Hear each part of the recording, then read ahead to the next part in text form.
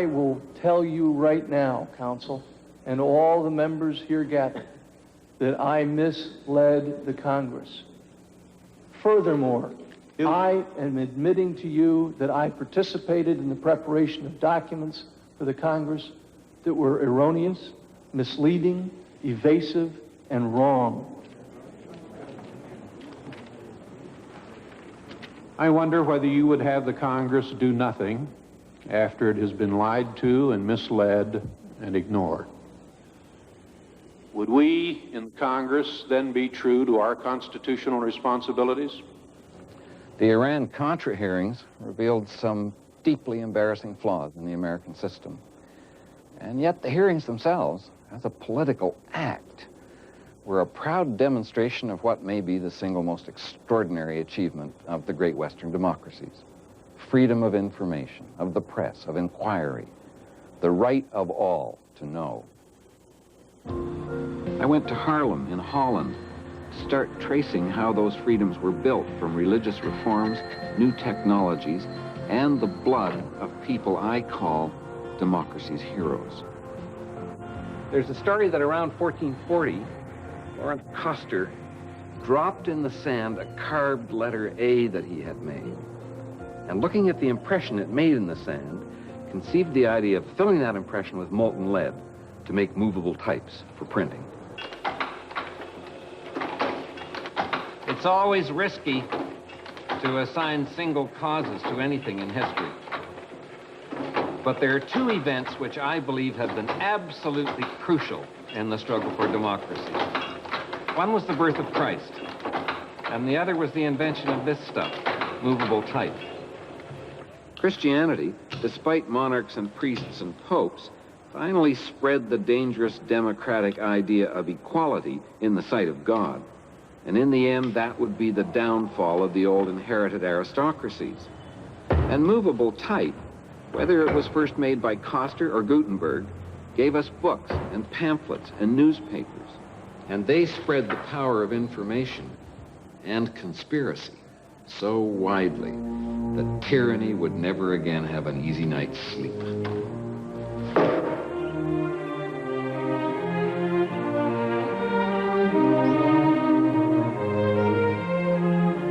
Looking out over the rolling countryside of southwest England is a manor house, where about 80 years after Coster and Gutenberg, there began a conspiracy between Christianity and printing, which I think is one of the great milestones on the road to freedom. A language scholar named William Tyndall came to work here as tutor and chaplain to the family. It was in this manor house that Tyndall conceived an extraordinary idea. He would translate the Bible into English. I don't know whether Tyndall realized that that was a radical political idea, but the king and the bishops did. They knew that as long as the Bible was in Latin, they could make God's commands to the people mean anything they wanted them to mean. And remember, everybody believed in God. And so translating the Bible into English meant transferring political power into the hands of the people. Tyndall began to work right here in this house, but the lord of the manor became fearful and asked him to leave. And soon Tyndall realized that his life was in danger everywhere in England. Martin Luther was already busy translating the Bible into German, so Tyndall headed off for Germany.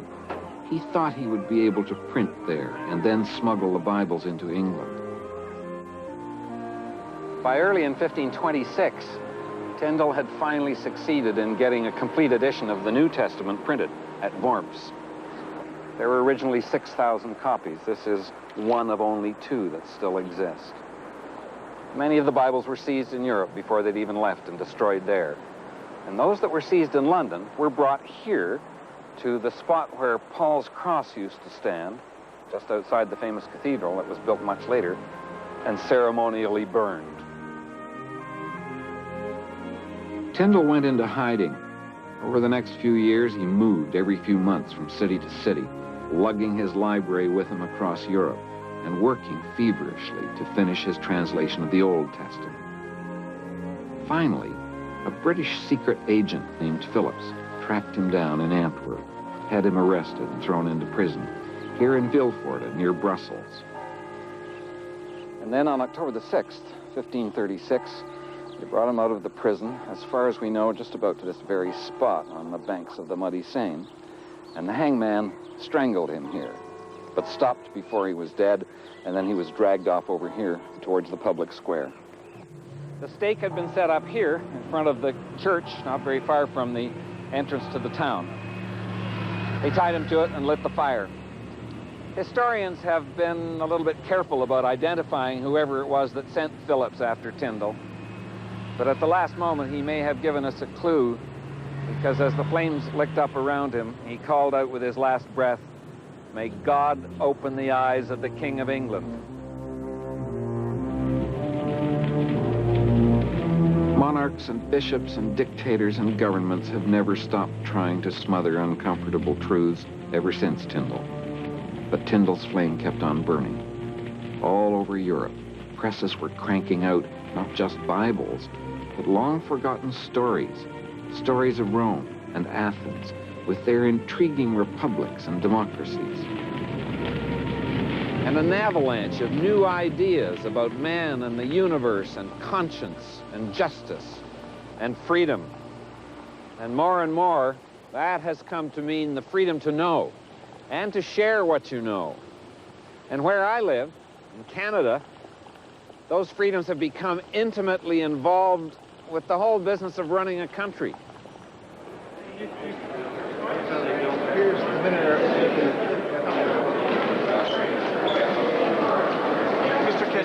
Comment pouvez-vous justifier votre décision de ne pas nommer un médiateur alors que le principe même du médiateur... What's going on back there may well be Canada's single most important contribution to democratic freedom of information. I believe it's a Canadian invention. It's called the scrum. The scrum in English rugby football is what happens when the players all bunch together head-to-head, struggling for control of the ball. But here, the players are members of Parliament, even members of the government, and journalists from the Parliamentary Press Gallery. Well, the Parliamentary Press Gallery used to be pretty polite, even deferential in its reporting of what goes on in Parliament, but not anymore. It's become now a kind of unofficial opposition. And what goes on in here is a kind of public accountability session in which ministers and other members of Parliament are vocally challenged to defend what they're doing. Committee hearings, fraud and a sham. Listen, we're starting to repeat ourselves. You don't like it? I think I've expressed my dislike. And I'm saying that he is misleading the House. He is not telling the The truth. Prime Minister must demand her resignation. Let me refresh your memory on the Sinclair Stevens case. The journalists justify what they're doing on grounds of the public interest. They're asking questions that the public would never get a chance to ask for themselves. And the scrum has become one more way in which members of the Canadian media can not only report on, but take part in the national debate. Oh, by the way, some members of Parliament complain about this unruly circus of cameras and journalists right outside the chamber of the House of Commons. But none of them is obliged to come here.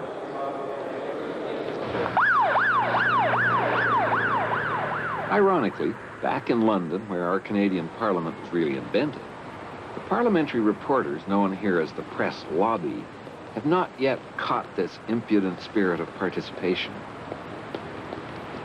Every morning, 4 days a week, a group of journalists from the press lobby gathers here at 10 Downing Street for a confidential off-the-record briefing by the Prime Minister's press secretary. They have an agreement with 10 Downing Street that nothing said in that meeting will be attributed. In fact, that they won't even admit that the meeting takes place. The constables on duty here don't know that it takes place.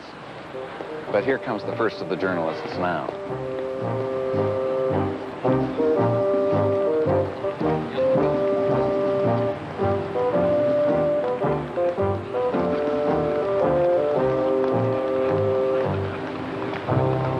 If anyone breaks the confidentiality of this briefing, that journalist will be disciplined, not by 10 Downing Street, not by the Prime Minister or the government, but by the press lobby itself. You used to attend those briefings yourself, and you don't anymore. Why did you stop? Well, we didn't like the fact that they were collective, unattributable briefings. The Prime Minister's press secretary can say what the Prime Minister wants us to know without us being able to pin it on them. all we wanted was for them to ask for a change for what journalists ought to ask for, which is to get information to be able to attribute it. We don't like the backstairs cloak and dagger way in which it's done, where meetings are we have to pretend they don't happen. It was ridiculous. It was time for change. How would the sheer fact of attributing information gained in those briefings change the relationship between the press and official Britain? It would mean that the Prime Minister or her press secretary couldn't, for example, rubbish cabinet colleagues behind their backs. And I think journalists compromise themselves by going along to meetings that are held in secret to get information which they can't attribute, where things were reported as if they're a general government view speaking for Britain. I think that's wrong, and I think the journalists themselves need to stand up and ask for a system which is more in the spirit of journalism. For a long time, British journalists were even forbidden to report what went on in Parliament itself. The man who would change all that was well known for his part in meetings that also went on behind closed doors.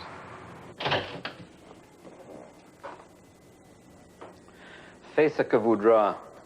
It's Rabelaisian French for do what you like. It was the motto of a club that used to hold sexual orgies in this old abbey, the Knights of St. Francis of Wickham. One of their members was an ugly, eloquent man named John Wilkes, one of the great champions of British liberty. There should be monuments to him, along with, Cromwell and Tom Paine and Wilberforce. But there aren't. And I bet that's because he was such a notorious fornicator, and generations of embarrassed schoolmasters have suppressed his reputation. Wilkes wrote and published a tough critical paper called the North Briton. King George III and members of Parliament hated it, and him. But the voters didn't. They elected him to Parliament with a huge majority. His London following was so formidable that Wilkes was able to fight and win a long court battle for the right to report what happened in Parliament. When the Prime Minister goes to Washington, will she note the contrast between the democratically elected Congress of the United States, currently exposing the existence of a state within a state, and her persistent refusal to allow any independent investigation of the quite serious charges raised in Mr. Peter Wright's book about covert operations against the former Prime Minister? Nowadays, Parliament's own stenographers take down every word. You speak of the Prime Minister. I do not answer for the United States, but I ask the right honourable gentleman to consider which has the more effective security service. All over the world, British-style parliaments call these transcripts Hansard, after a firm founded by London printer Luke Hansard, whose family began printing reports of Parliament in 1803. It looked as if Britons had finally won the right to know what their elected representatives were saying in this building. And here they all are, all the words that have been spoken in Parliament here in Westminster ever since. Quite a bit of ground covered since that early member of Parliament who objected to any reporting of the proceedings of the House of Commons on the grounds that he might then be held accountable outside Parliament for what he had said within it. But I was surprised to learn that in England, reporting on Parliament is not guaranteed by law, it's a privilege. Parliamentarians can still, technically, stop it at any moment. And Parliament, within this century, passed one law that's at war with Britain's great traditions of liberty. It normally takes months to get a piece of legislation passed through the House of Commons here. But one hot day in 1911, MPs passed amendments to the Official Secrets Act in a single afternoon. These were amendments that were designed to improve national security, but they've been used to hamper public participation in the democratic process by covering up inefficiency and corruption and by obscuring the sources of power.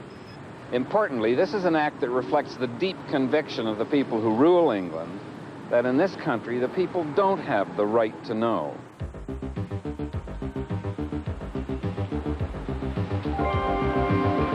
Duncan Campbell is an aggressive, eccentric freelance reporter whose fellow journalists frequently find him to be an embarrassment. His dogged pursuit of officially suppressed stories they see as, well, not quite the thing to do. In 1987, Campbell got into trouble with a television series on government secrecy that he wrote and narrated for the BBC. In one episode, he revealed how the British government had financed a spy satellite called Zircon without even telling Parliament about it. When it was being debated within the BBC, I did try to point out to them that the courageous thing to do was to ban it, because to actually ban a program creates a huge public row, whereas to show it would mean 2 million people watched it, 3 questions were asked in Parliament, and everybody forgot about it. What happened with the Zircon affair, of course, absolutely overtopped what we expected. The 28 hours the Special Branch officers spent inside Broadcasting House in Glasgow were marked by legal argument and controversy. Late last night, the police did comply with a court order instructing them to return all the material they'd seized earlier, but they brought a new warrant to repossess it.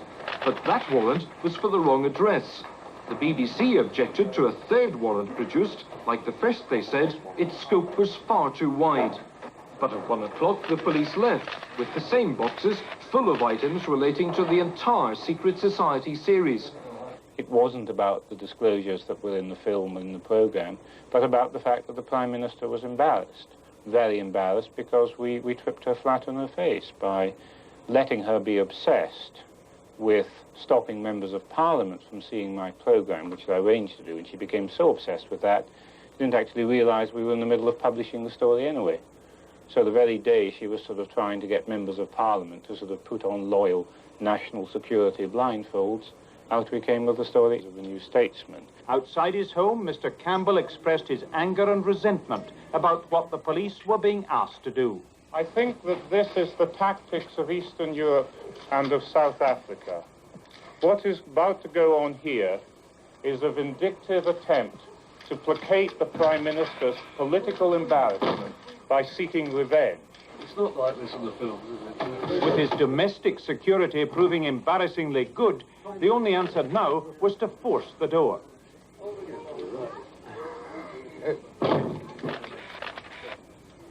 Files, books and furniture were thoroughly searched. The police, though, were keen to keep things well out of the public view. Just 2 hours ago, they left, carrying a case with 9 items inside. Duncan Campbell was quite unconcerned. Zircon Challenge I produced because there was a lot of allegations that my coming out with the story that we were getting the spy satellite damaged national security. I said that was a load of bunkum. And to make the point very simply so people could understand it, I said, okay, the first person who can read the article and tell me and tell a panel of international expert judges one way in which that information can be used by the Soviet Union to damage British security gets this trophy and a cheque for £1,000 from me personally. No takers. No challengers? No.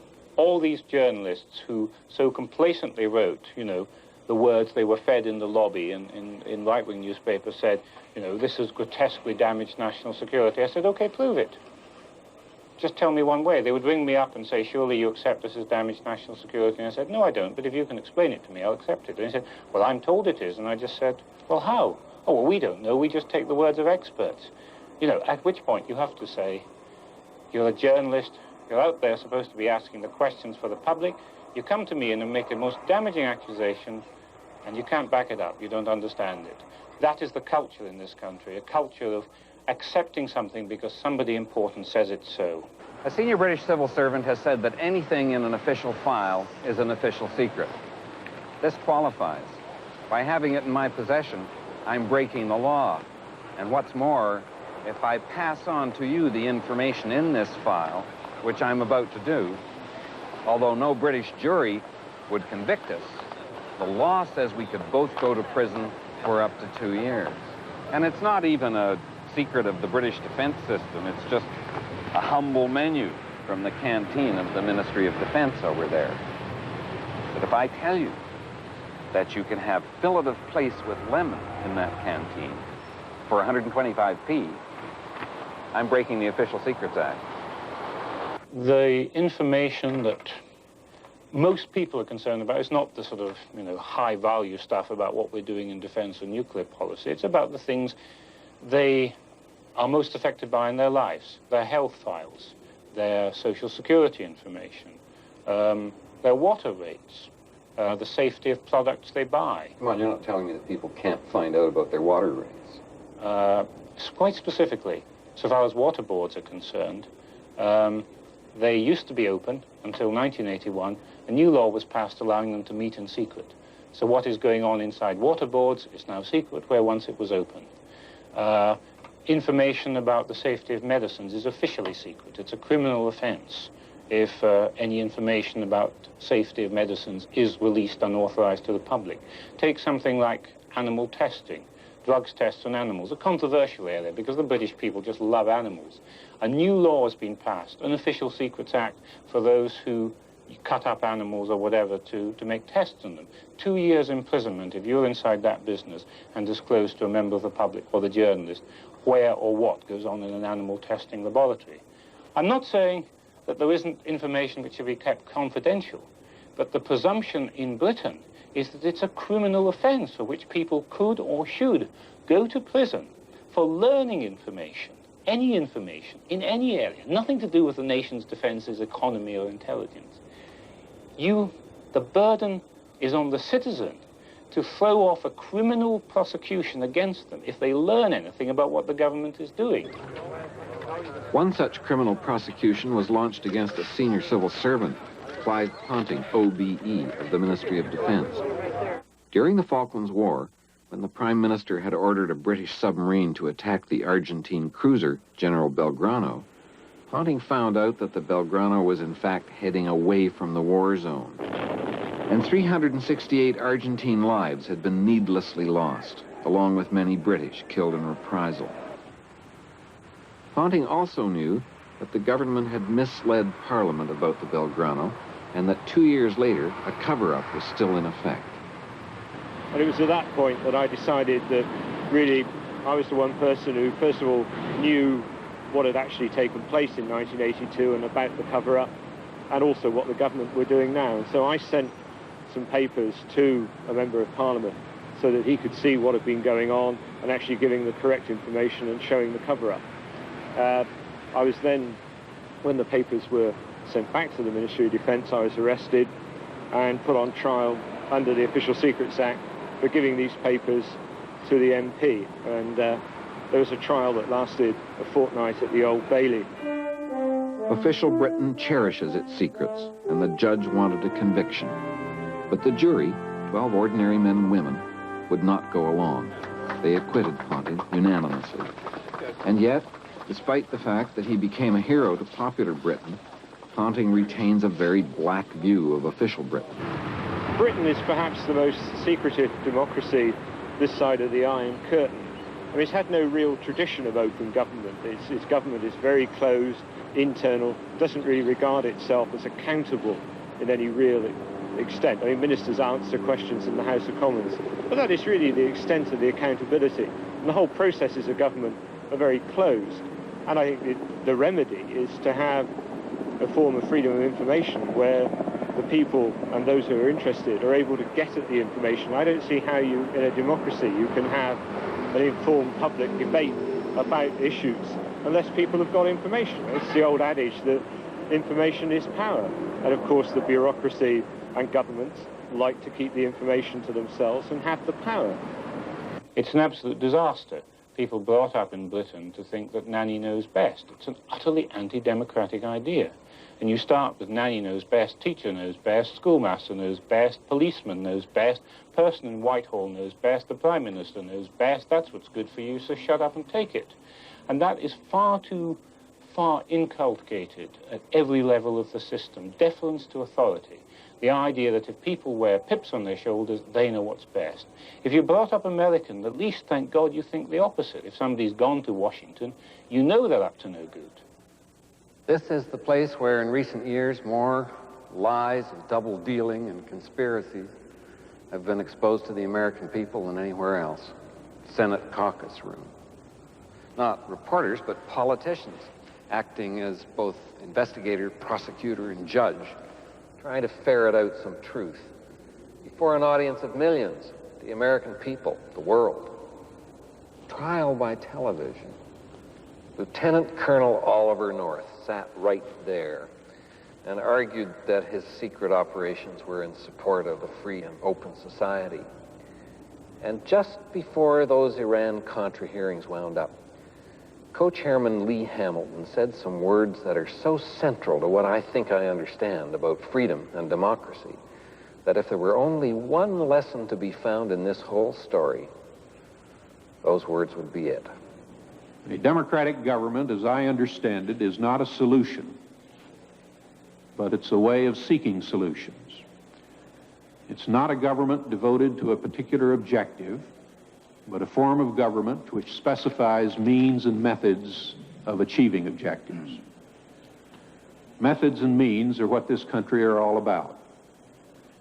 If we subvert our democratic process to bring about a desired end, no matter how strongly we may believe in that end, we've weakened our country and we have not strengthened it. The United States was born out of revolution and then survived the gruesome test of a civil war, and through its testing became a mature democracy. And that's why Chairman Hamilton could sit over there and talk about ways and means being more important than objectives and ends. But right on this country's border, there's another nation that is not quite ready for that much democracy.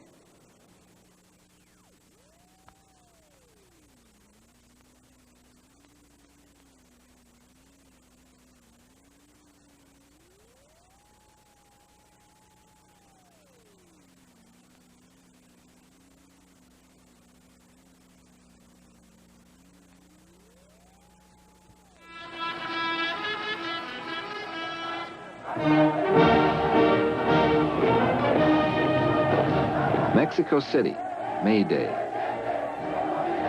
What the Mexican people will see on television of these celebrations is what the government wants them to see. They will not see this part.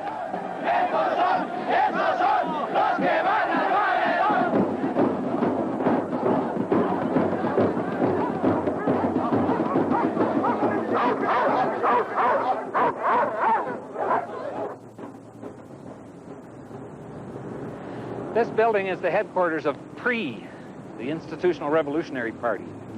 Institutional revolution is kind of a contradiction, but that doesn't matter, because PRI has been the party in power here in Mexico since the year I was born. It's not strictly speaking a one-party state, but in many ways, PRI has become the state. It's absorbed into itself all those contending elements that might otherwise be very divisive. Labor, business, the church, the army, the bureaucrats, the intellectuals, the students, and to a sorrowful degree, the journalists. In the name of stability. Stability is more important here in Mexico than democracy.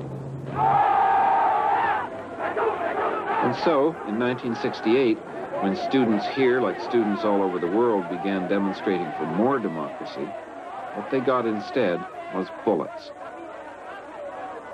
Empezó a agrupar la gente allí bajo el edificio Chihuahua y el meeting transcurría normalmente, no había ningún problema. Pero como al tercer orador, por esta rampa empezaron a bajar los soldados, hubo un disparo de bengala a la altura de la iglesia y empezó la balacera. Disparaban indiscriminadamente y la zona estuvo cercada 4 días. Officially, the government declared about 50 dead. The estimates made by the student movement were closer to 500 and 5,000 more arrested. And, still according to the students, a considerable number who just disappeared. The press was virtually silent.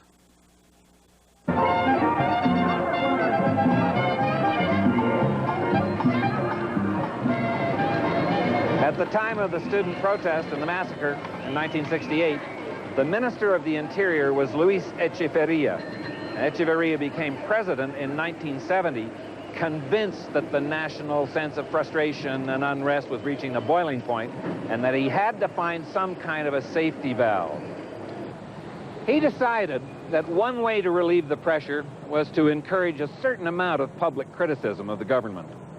And of all the press response to that invitation, the most dramatic came from this newspaper, Excelsior. Excelsior was already a bit different from the others, which tended to be owned by wealthy families, whereas Excelsior was a cooperative. And it had been publishing for years within the well-known rules about what you can say and what you can't say.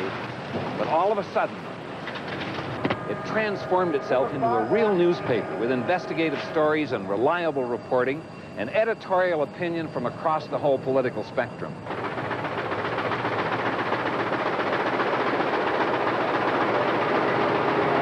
This was tolerable because the government knew it could cool off a paper just by threatening to stop supplying newsprint. But when Excelsior began to hammer the president on foreign policy, Echeverria blew a fuse and sent in the goons. They forced the editor down these stairs, running a gauntlet of straw-hatted, white-gloved gunmen. That editor was Julio Scherer. El presidente Echeverría no soportó ese tipo de periodismo. Echeverría just couldn't take this kind of journalism. That's what I'm saying. So it didn't have anything to do with the size of your circulation, number of people? Yo no podría decir lo que pensaba Echeverría. I can't tell you what Echeverría was thinking. Yo lo que sé es que no soportó un periodismo que no aceptaba sus consignas. What I can tell you is that he just couldn't accept a kind of journalism that didn't support his slogans or his line.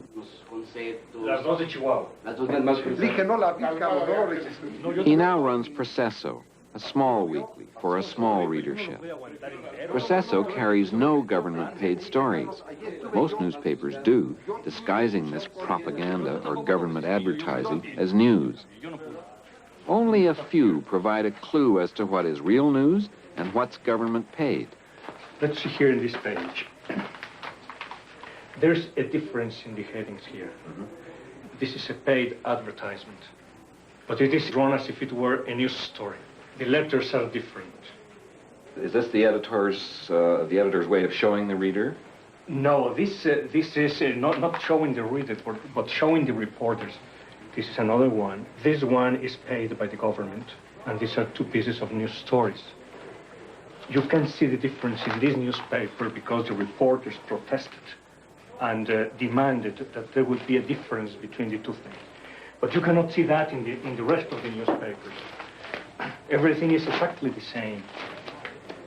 And there are even photographs paid by the government to be printed in the front page, and you cannot see the difference. Everything is the same. That's a way of promoting government policy. That's right. Under the guise of news. That's right. We've heard about the government leaning on newspapers by withholding advertising or withholding newsprint supplies. What did they do in the case of journalists? Yeah, the practice here is what we call embute. That is an envelope with money that is given to you in your source of information. Say priest, say the Ministry of the Interior, say the presidency, say whatever you wish, except in the church. So you receive this money. They tell you it's with no attachments at all, no conditions. But if you don't behave yourself after you are accustomed to a certain level of living because of that money, then they cut off the money from you. So the problem is all of a sudden you drop your level of life. And that's a problem with your wife, your children, and so on and so forth. So you come back to the good behavior. On the 30th of May, 1984, someone was waiting back here in the shadows with a pistol. About 6:30 in the afternoon, he stepped forward quickly, stepped in behind a man who had just come out of that building, grabbed the man by the shirt, thrust the pistol in his back, and before the victim could get his own gun out, fired. Just another gangland killing? Well, no. The body that fell down there on the sidewalk was that of Manuel Buendia, Mexico's most distinguished, most outspoken investigative journalist, murdered almost surely because of what he wrote. Oh, and another thing, there was an eclipse of the sun going on at the time. For journalists here in Mexico, that's not just a casual metaphor. Buendia was one of some 40 Mexican journalists who were murdered in the last 15 years. My Mexican colleague, Lilia Rubio, knew him well. He was the most influential reporter, journalist Mexico had. He had information from the government, from people who would give him information, and he would also get information from people from all walks of life, in the country and outside of Mexico also. He would write about the CIA maneuvers, the CIA sabotage techniques in Mexico and in other countries. He would at the same time write about the very corrupt oil union leaders in Mexico protected by the government. He would also write against the government.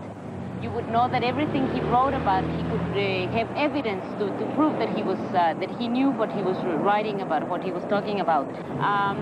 The woman who was the Attorney General of the city has now been moved from her post, and one of the main reasons, not the only one, but one of the main reasons for her removal was the case of Buendia, in which one day she says, look, we're not going anywhere in our investigation, we don't know what's happened, we're impotent in this.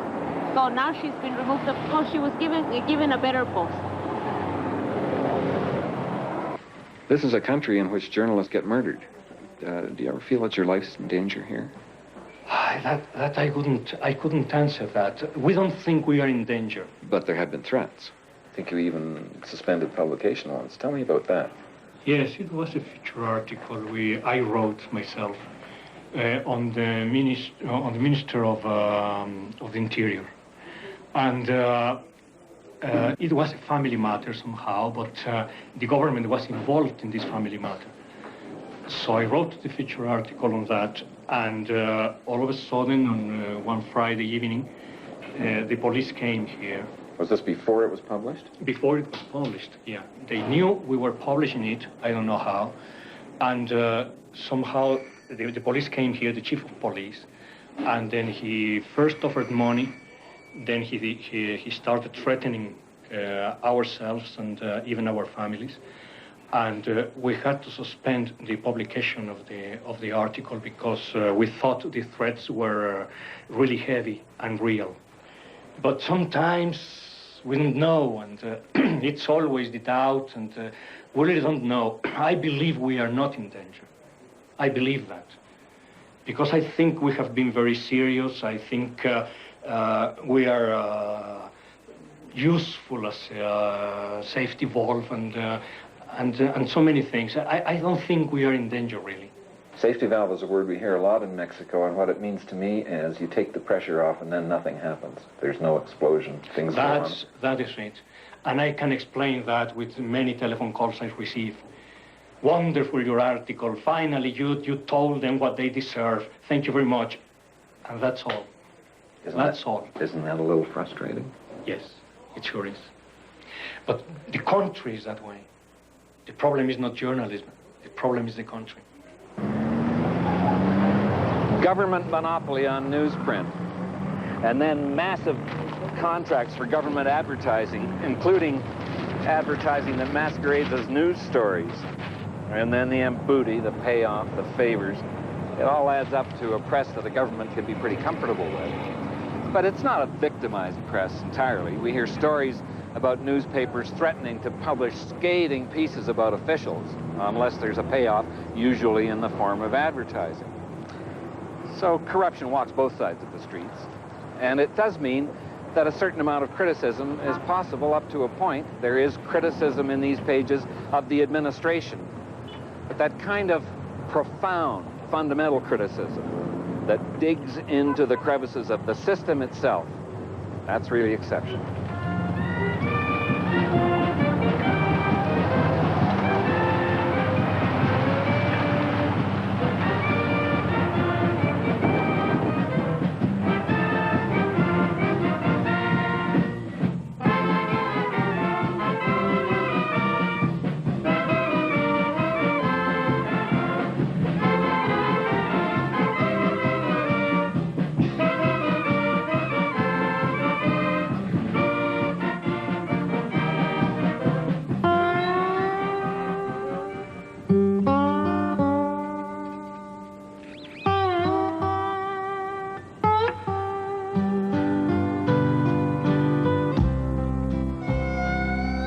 Rio Grande, Brownsville, Texas on the left, Matamoros, Mexico on the right.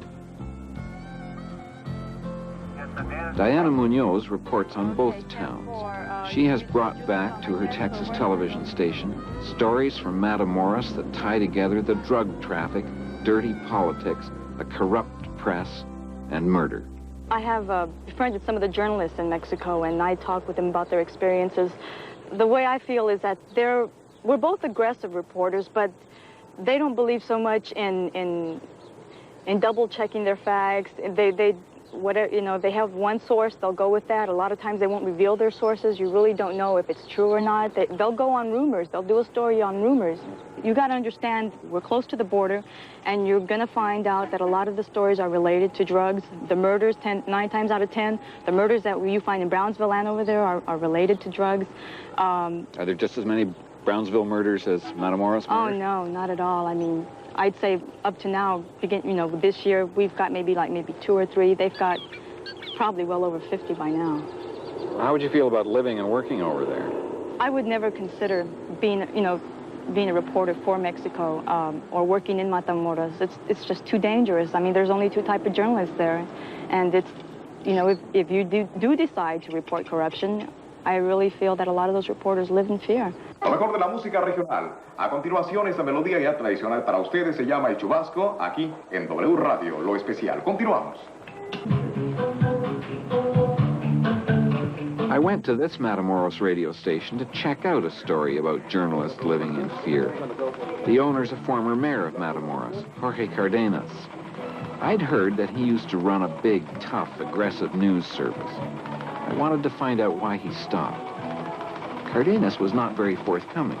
Where do you get your local news from if you haven't got any ¿De dónde reporters? sacas sus noticias locales si no tiene reporteros? Tenemos un reportero. We have one reporter. For one whole news operation? Para cubrir toda la cobertura. Policía, Cruz Roja, bomberos. Red Cross, firemen. He must work very hard. Deben trabajar.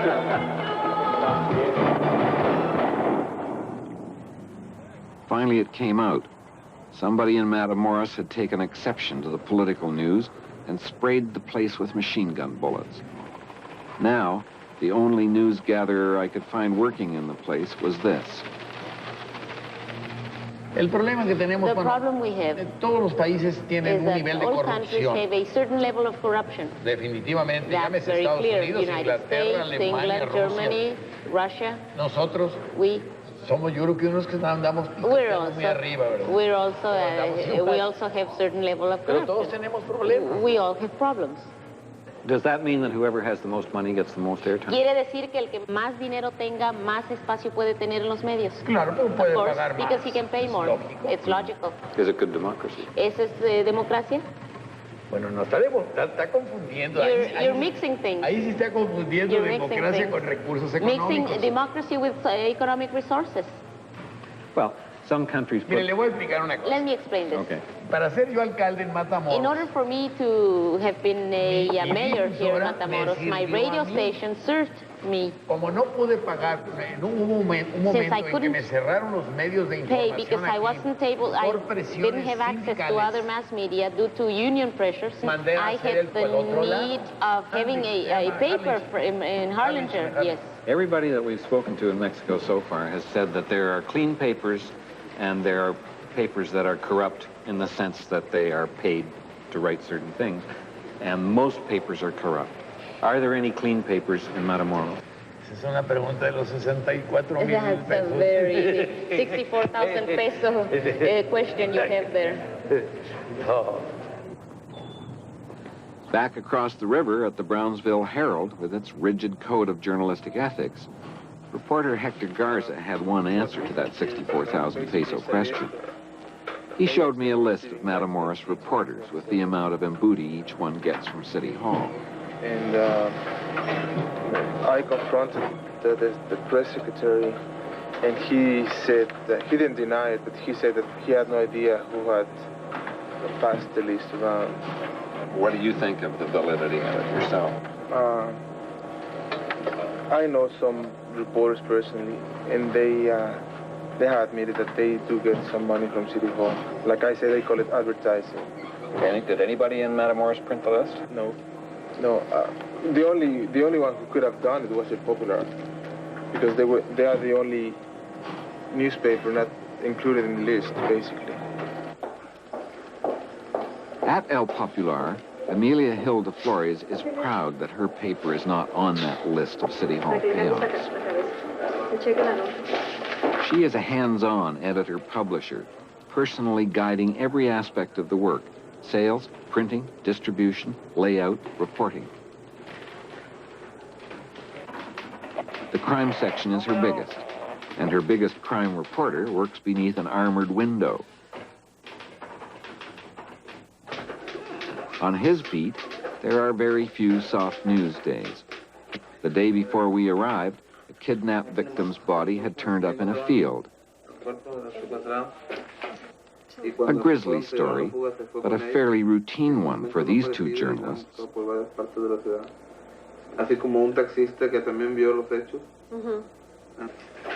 8 months earlier, on the doorstep of this very building, Amelia Flores had covered a murder that would change her life. The owner of the Matamoros newspaper and one of its reporters died after they were ambushed this morning. 48-year-old Ernesto Flores Torrijos and 24-year-old Norma Moreno Figueroa were sprayed with bullets as they got out of this Bronco. Both took bullets between the eyes. They said to me that my husband, that something happened to my husband and Norma Moreno, that they got killed. And I couldn't believe it. I was ready to get in the shower, and I took some clothes and put on and came right away. I drove, and as soon as I got about half a block from this park, I seen all the traffic. I mean, a lot of cars, and I left the car there, and I ran, and I just found them here, lying on the floor. Did anyone see it happen? There were people working here. The workers, they were here. There's always, by 7 o'clock, there's always people in the, in the field over here in the park. The workers. Did they give a description of the killers? No, they say they didn't see anything. And like there were so many shots, my husband must have got about 25. And Norma Moreno, I think she got 11. The journalists at El Popular say they will continue to carry on the paper's vocal and controversial tradition, even if it means looking over their shoulders all the time. Diana Munoz, KGBT News Center 4. And then I went up there and I spoke with Emily, the publisher's wife, and I spoke with some of the reporters there, and I just couldn't believe that this had happened right across our border. I cannot imagine anything like that happening here in Brownsville, just a few miles away. What did you figure the motive was at the time? It could be two things. The publisher, I understand, had enemies. There was a dispute over the ownership of that newspaper. So it could be that, or it could be because they really were a vocal paper. I know that Flores was a quite honest man, and he had a lot of enemies. Do you think Flores' enemies were political or drug mafia, or both? It probably was a combination of both, yes. What did the police investigation turn up? The police, they never came to me to say anything, we got this or that, and I kept asking. And later on I found out that they lost the files, my husband. Why did they lose them? I don't know. And it's all over now? Have they given up the investigation? Completely. She went to the newsroom, to the El Popular's newsroom, and talked to the reporters, most of whom were crying. And she just stood there and told them, the show has to go on, and we have to print today's paper. So get to work and be as objective as possible printing the killing of my husband. And they just went on to work. And after that, about 10 minutes after talking to the newsroom, she just exploded in tears and screams. I think she does it for her husband. From the more I get to know her, it's a crusade for her. And people like her they don't care about anything else. They care about only, she doesn't have any children, she doesn't have any family. The paper is her life. She'll do whatever she has to do. I think if you want to live in Matamoros, you have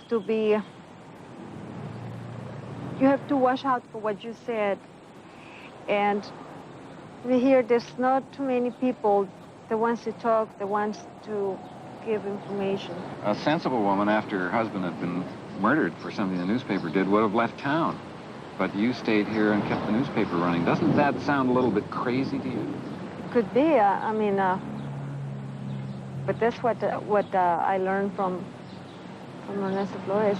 I mean, I try my best. I don't know much about the business. It's the truth. I don't have the capacity of an editor, but I try my best to keep it going, you know, and as long as I can, I will. When Ernesto Flores first met her, she was only 13 years old. I thought this was a streetwise kid who knew how to survive in these border towns where the drug traffic is a way of life and death. And I couldn't suppress some nagging doubt. Where did the paper's money really come from? Here, if I wanted to take out an ad for my television program, how much would it cost me to buy a full page? 150,000 pesos. Should be about $150. And we printed from, you know, people from the United States, so it cost them $400. Actually, on the political page, it will cost 450,000 pesos. For a political ad? For the political ad. Yes. The publicity on my newspaper is expensive because the space it's important. You know, the people that, you know, I don't like to have a lot of publicity, a lot of advertising, because I can't take that much information away from the people. The people have the right, they're paying to read information. I did the arithmetic. Ads, paid circulation, salaries, costs. And it added up clean. But then, what about the newsprint? If El Popular is really so independent and fearless, why doesn't the government just cut off the paper supply? If the government took away the paper or ink or things like that, we have supplies. And I have supplies for a year. They'll have to burn this newspaper to, you know, and to shut us off. They have to really either take it completely away, but it could be such a big scandal. I do have enough supplies for a long time, enough time for the government to think that what they're doing is wrong.